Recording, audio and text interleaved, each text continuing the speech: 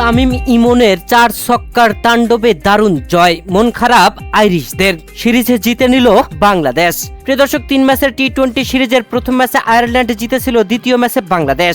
আর আজ তৃতীয় ম্যাচে মাঠে নেমে আয়ারল্যান্ড আগে ব্যাটিং এর সিদ্ধান্ত নিয়ে ব্যাট করতে নেমে পুরো 20 ওভার খেলতে পারেনি। 19 ওভার 5 বল খেলতে অল আউট হয়ে যায় 117 রান করে। মুস্তাফিজুর রহমান ও রিশাদ হুসাইনদের দারুণ বোলিং এ 117 রানে আটকে দিয়ে 118 রানের লক্ষ্যে ব্যাট করতে নেমে বাংলাদেশ দারুণ ভাবে 13 ওভার 4 বল খেলে 8 উইকেটের জয় তুলে নিয়েছে, যেখানে আউট হয়েছিলেন ওপেনার সাইফ হাসান 19 রান করে আর লিটন কুমার দাস 7 রান করে। এরপর আসা পারভেজ হোসেন ইমন আরেক ওপেনার তানজিদ হাসান তামিমের সাথে দারুণ জুটি করে শেষ পর্যন্ত খেলে 13 ওভার 4 বল খেলতেই অসাধারণ 8 উইকেটের জয় তুলে নেয় বাংলাদেশ। তানজিদ তামিম 55 রানে অপরাজিত আর পারভেজ হোসেন ইমন 33 রানে। 4 ছক্কার তাণ্ডবে এই জুটিতে বাংলাদেশ 8 উইকেটের জয় তুলে নিয়ে শেষ ম্যাচে জিতে সিরিজ জিতে নিল। 2-1 ব্যবধানে টি-20 সিরিজ জিতেছে বাংলাদেশ। এর আগে টেস্ট সিরিজেও বাংলাদেশ হোয়াইটওয়াশ করে দিয়েছিল আয়ারল্যান্ডকে। আর বাংলাদেশের বিপক্ষে টেস্ট ও টি-20 সিরিজে হেরে রীতিমতো হতাশ আইরিশ অধিনায়ক পল স্টার্লিং।